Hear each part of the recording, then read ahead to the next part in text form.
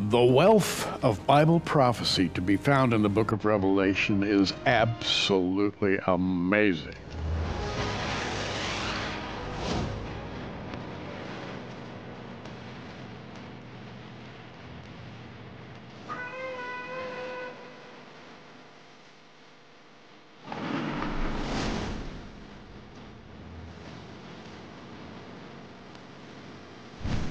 And here to continue our talk about Revelation is author, lecturer, Bill Salus. Bill, we've got a lot to talk about today.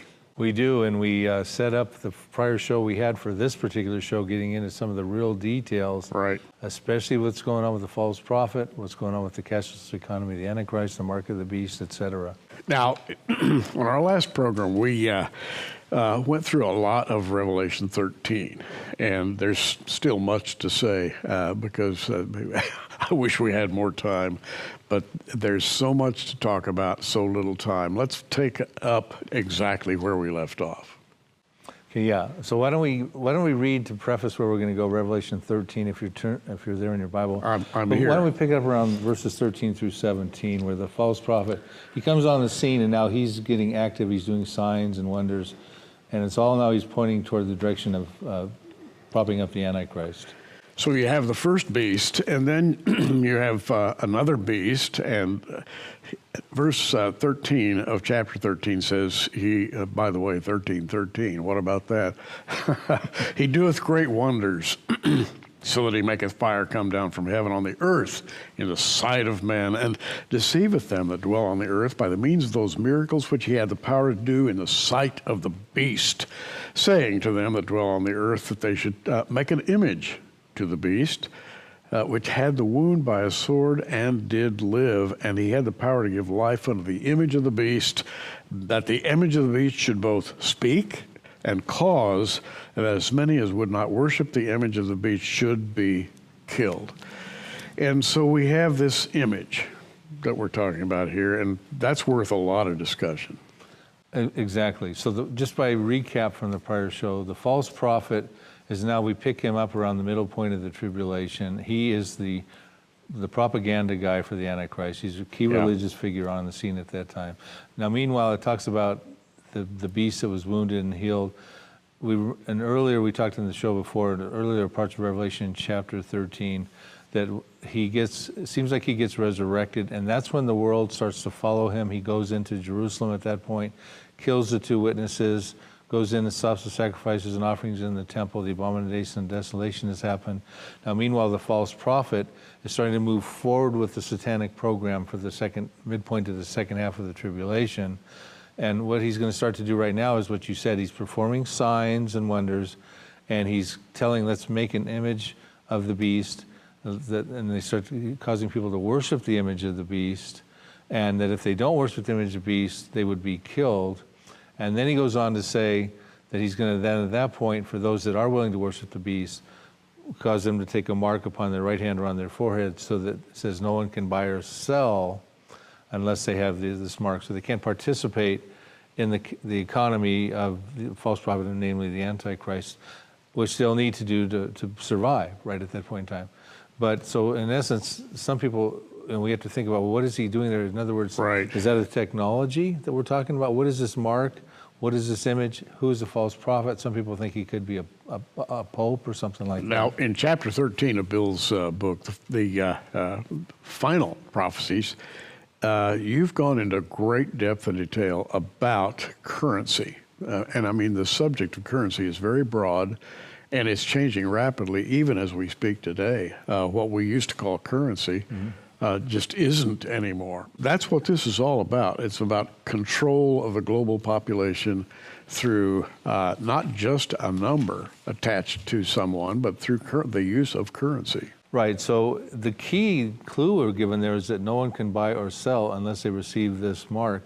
And this mark is given to someone sort of as a loyalty for them worshiping the Antichrist. Right. Which I like to make that point, because some people think maybe the vaccine that's being developed for COVID-19 may have something to do with the technology for the mark of the beast, and there may be other things, and they get concerned that if I get a chip implant or I get a tattoo that serves as a tracking device, whatever, have I just lost my salvation? Because people who take the mark of the beast, they end up in the lake of fire and they face the wrath of God. So it's a real bad thing, but it's actually it's sort of a rewards, if you will, for actually worshiping the Antichrist. So in other words, it's not, you just don't get some tattoo on your forehead, your right hand and go, oh no, I've just lost my salvation. It's actually a volitional choice to worship the Antichrist, and now you become part of his economy. It's a right to have to get into his economy where no one will buy or sell without the mark. So, but what exactly is that now? Is that a technology? Or is it just simply a mark like, okay, gee, I am a member to some economy, I can now go buy and I can use fiat currencies or cash or credit cards or debit cards or whatever, my smartphone? Or is it actually a technology that is so advanced at this time that does more than just buying and selling, but actually can track things and monitor people's consumer behavior and give them other privileges and things like the healthcare and education and things like that? Those technologies exist today, Gary. Yes. And so that's why a lot of people, when they teach on this topic, they take it to the next level. It's got more to do than just buying and selling. It's got tracking ideas and things like that as well. And also there's a whole religious section to it too.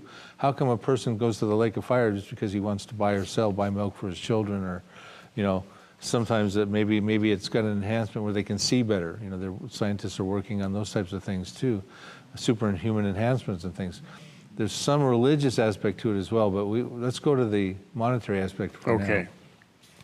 Okay, so when it comes to the mark of the beast, we have, I believe what's developing right now and it's being accelerated by the COVID-19 virus is this race to get cryptocurrencies, to replace cash, to replace credit cards, debit cards, and to actually get into a digital form of conducting monetary activity. Yeah, now if I could just ask a question here. We've all sort of quit using cash. We use our credit cards. But a credit card is not cryptocurrency. You use that term, cryptocurrency. So where do we go from, what's the next step up from a credit card to what you're calling cryptocurrency? Okay, well, let me just briefly define a cryptocurrency and its wallet, if you will, which would be a blockchain technology. And I'm going to quote a little bit from my book because it's written well and it's easier to read. Cryptocurrency is a digital currency. It's not cash, it's not credit card, in which encryption techniques are used to regulate the generation of units of currency and verify the transfer of funds. And it operates independently of a central bank, which, by the way, is kind of a problem for central banks now. Like, for instance, the Bitcoin, it's become a problem because it's independent of central banks. They can't control the money supply. So this got entered. The Bitcoin was the first cryptocurrency, as an example. It came out at the end of 2008, 2009, at the end of the global crisis. And I think it was in 2017 that things skyrocketed and exploded. If I recall, it was selling for somewhere between 17,000 and 19,000, something like that, for a Bitcoin. Now it's come down from there at that point, but it's still a Bitcoin. But the central banks cannot control it. So here's how I think the progression goes. It's a currency that's involved in a blockchain technology, and I'm going to get to that in just a second. Now, with respects to the first thing you got to think about if we're going to go into a digital cryptocurrency is we got to say goodbye to cash, okay? Right. And other fiat currencies. And we're seeing a trend going in that direction. I'm going to read a few headlines. This is from the Economic Times in December of 2019, at the end of last year, 2019. Quantum leap is the headline. End of cash is near. Cashless currencies are in vogue. And here's what the subcaption is. The case against cash is clear. Expensive to print, difficult to track, prone to theft, and an enabler of corruption. Digital money will lead to greater financial inclusion, helping unbanked populations. That's a whole other topic. There are a lot of people that don't have bank accounts, don't have any identification forms and things like that too. So we move from there. Here's an article that came out in the Town and Country in January of 2019. Is this the end of cash? Will the coming paper currency apocalypse, your money no longer be good here or there or anywhere? And what it goes on to say is, actually, it might seem we've already gone a good ways along. Swipe technologies like Apple Pay are taking off as people use person-to-person apps such as Venmo and Zelle, other technologies involving things like microchip implants, fingerprint scans, and facial recognitions are eliminating the need for phones and smart watches. Well, let's talk about that for a minute. Yeah. Gary, would you hold out your hand for a Well, minute? one of these, a smartwatch, you hold that over a sensor and you pay your bill. That's right. So we went from the 50s where you'd put a credit card down on a carbon copy, slide it across, and you get your carbon copy in the 50s. In the 70s, you had the implementation of the debit cards, okay?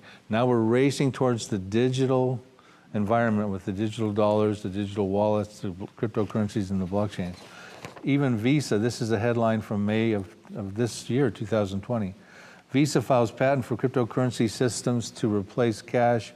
Visa International has filed for a cryptocurrency system patent that is meant to replace physical currency, the system which utilizes both central banks and commercial banks. See, now I told you there was concern about central banks and commercial banks, central banks of countries. They're incorporating them with Visa now. They realize they've got to bring them in. You can't just have a random Bitcoin running around out there.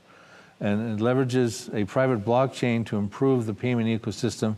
Now we're talking about a blockchain technology. So Visa is already getting involved in this sort of thing. Now, and also we talk about central banking. Countries are now getting involved in this. It's almost like a race to the moon again, but it's a race to get the better Bitcoin among countries to have control of the monetary supply. So Sweden, headline Sweden, this is in the Cointelegraph, February of 2020. Remember, this is all relatively recent. Bitcoin came out, and then Mark Zuckerberg of Facebook came out and said he wanted in 2019 to put forward the Facebook cryptocurrency. It's going to be called the Libra. So they're developing that as we speak.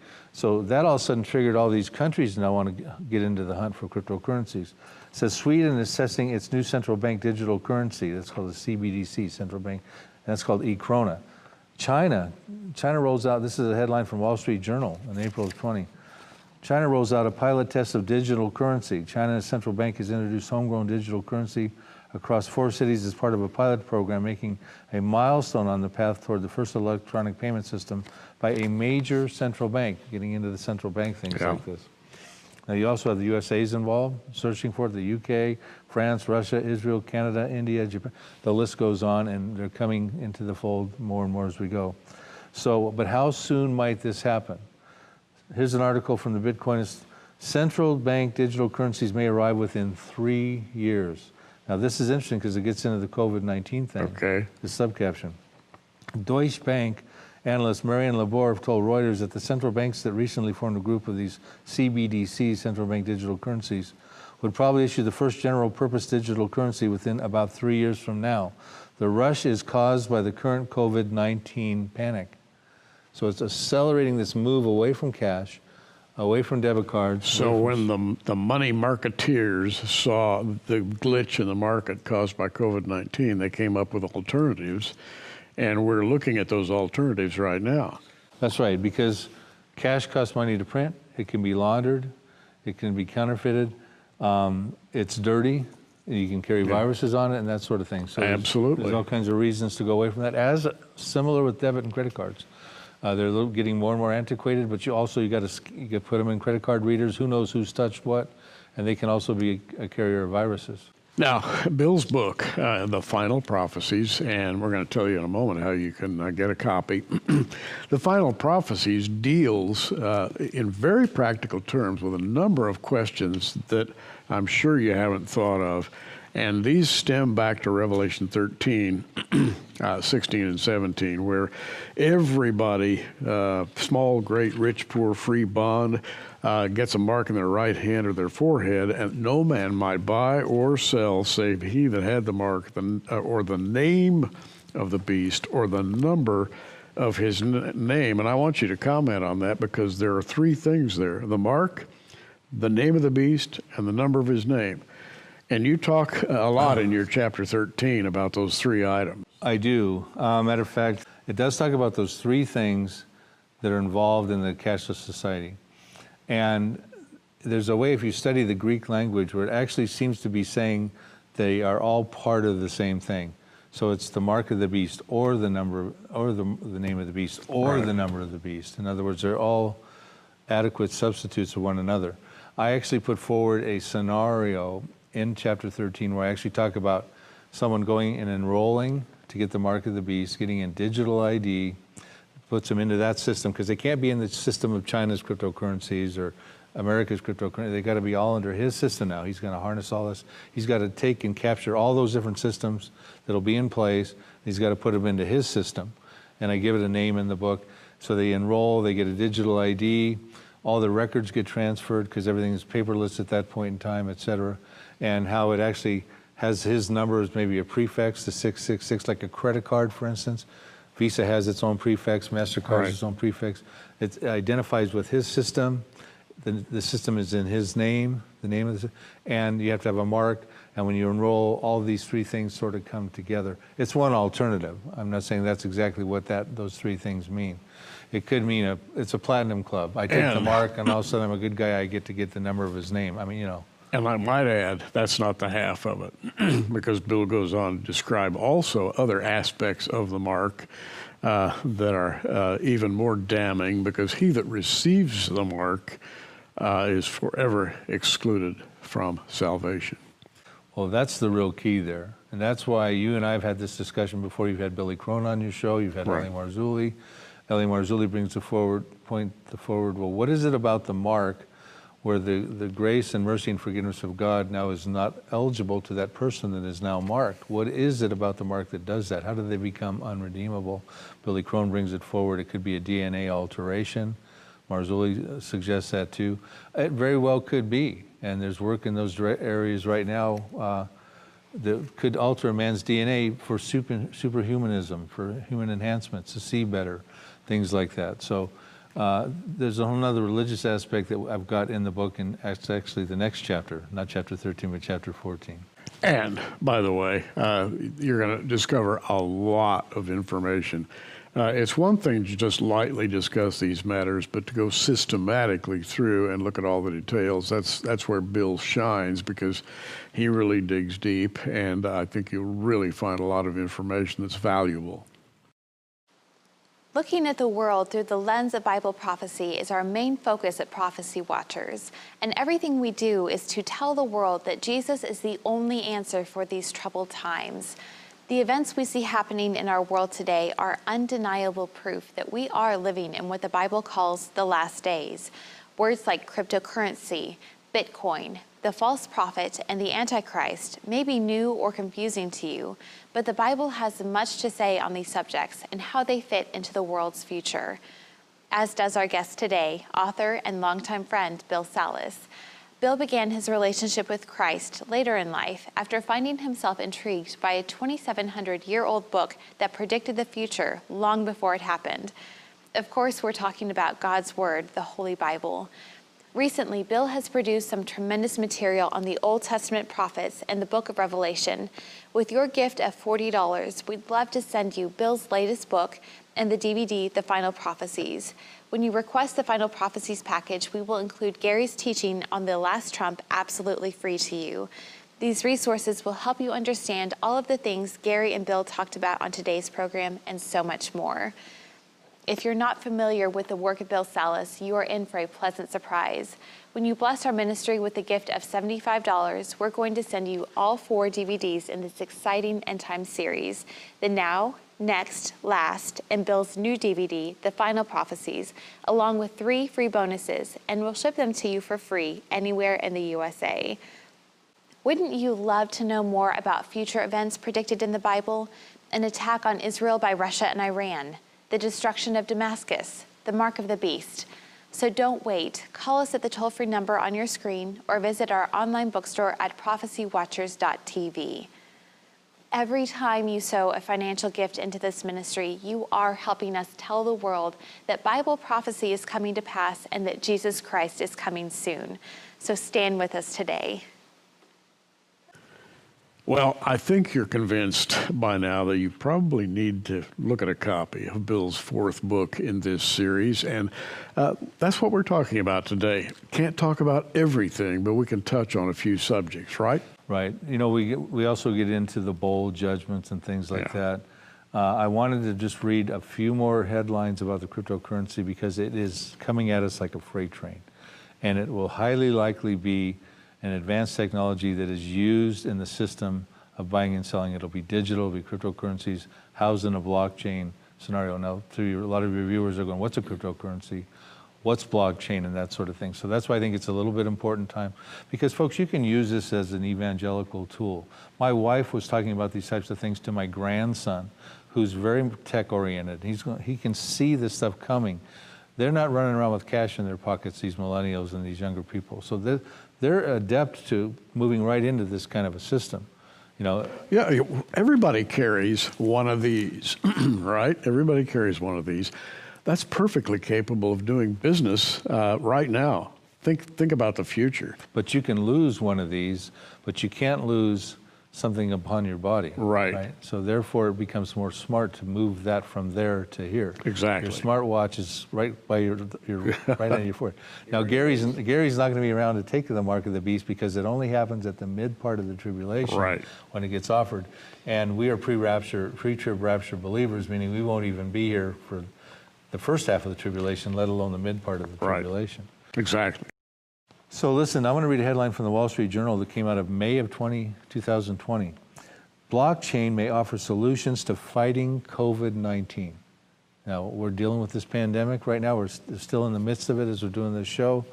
The Blockchain Research Institute participated in a virtual roundtable to discuss the potential use of blockchain technologies for public health solutions. The report identified 5 key areas where blockchain could be deployed to fight COVID-19, as well as future pandemics: identity, health records, shared data, just-in-time supply for chains, sustaining the economy, a rapid response registry for medical professionals, and incentive models to reward responsible behavior. Blockchain is more than just financial housing for cryptocurrencies. But let me explain what blockchain is, because a lot of people are going to have this question. I know I did. I'm going to quote from the book. Blockchain, which is alluded to twice in the article that I just read to you, is defined as an electronic monitoring system in which a record transaction made in cryptocurrencies are maintained across several linked computers in a network. So it's not just one, it's linked computers network. The block represents digital information about a transaction, such as the product, the transaction, the participants, the date, the price, etc. The chain is the public database where the block information is stored, blockchain. Transactions stored in the chain from the block. Blockchain is in essence the new computerized cash register. It becomes necessary because cryptocurrencies are entirely digital currencies, and unlike cash dollars or plastic credit cards that can be placed in a physical wallet, these funds cannot. Therefore, the blockchain technology keeps the track of digital dollars and digital wallets involved in digital transactions. It's digital, digital, digital. And that's, I think, that the technology the beast is going to use. Now, it says here in another headline of Political in April of 2020. Now, these are all articles, recent articles. That's why it's moving so quickly. Is the coronavirus killing off cash? Tech firms see the opportunity they've been waiting for as shoppers and businesses recoil from paper money. Here's another one right here from Bitrates. July of 2018, a new report finds cryptocurrencies could see mass adoption within the next decade. Mass adoption within the next decade. A new report titled Cryptocurrencies Overcoming the Barriers to Adoption, and published by Imperial College London, determines that cryptocurrencies could become a mainstream global payment within the next decade. But it's actually coming in. Here's the one that's real big. Deutsche Bank says cryptocurrencies could replace cash by 2030. So, within the next decade. It's been my experience, Bill, that when people are talking about tech, and they say, well, this is going to happen in 10 years, you can just about cut that in half or maybe less. Things happen very quickly in high tech.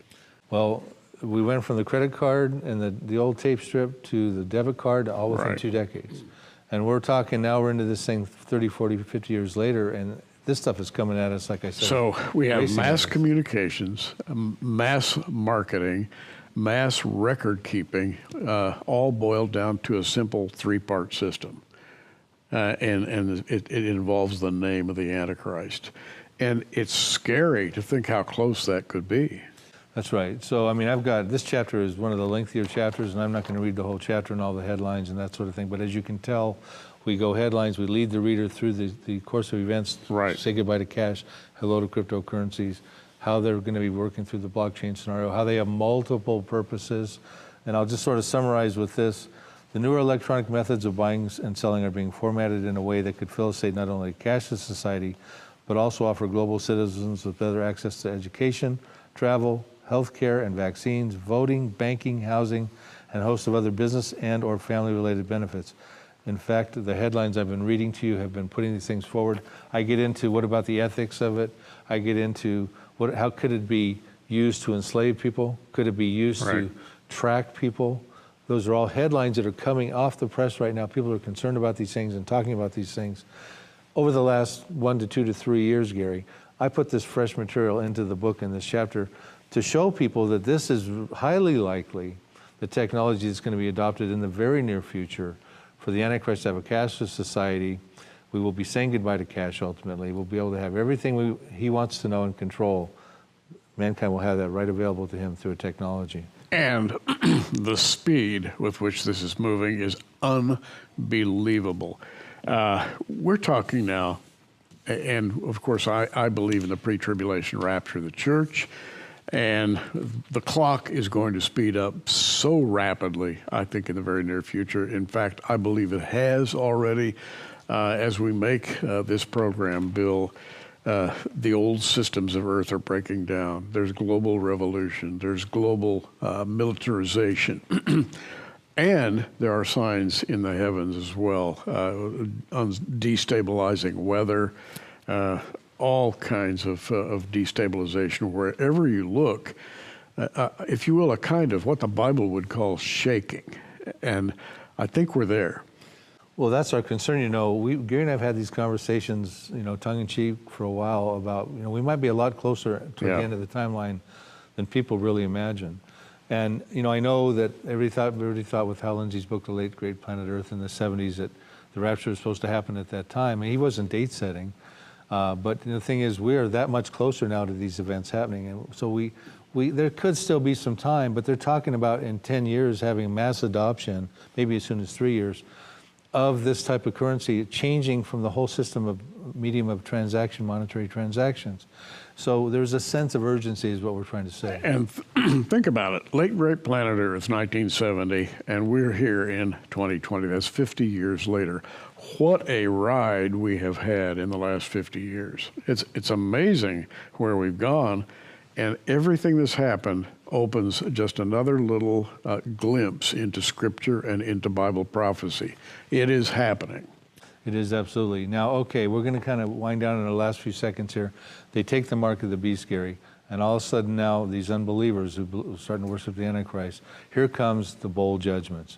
And we're told in Revelation 15:1 that the wrath of God is completed through the bowl judgments. There's 7 bowl judgments. The first one, loathsome sores hit all the people. And this, you find these in Revelation 16. Loathsome sores come upon the bodies of the people who take the mark of the beast. Then you get the sea turns into blood. The second bowl, the rivers and streams of water turn to blood. Now people can't drink. There's a concern about that. Then they get scorching heat with the fourth bowl. And what do you want to do in scorching heat? You want to drink, right? That sort of thing. But the big one is the fifth bowl. And the fifth bowl, and we'll leave it at this, it says the throne of the beast is struck and darkness permeates throughout his whole kingdom. Folks, you got to read what happens when that happens and how I connect that into how the commercial system gets affected by that and that sort of thing, and how now all of a sudden they want to come and fight God at Armageddon. Thanks, Bill. We appreciate you being here. I'm Gary Stearman. Hey, we're watching. You keep watching too.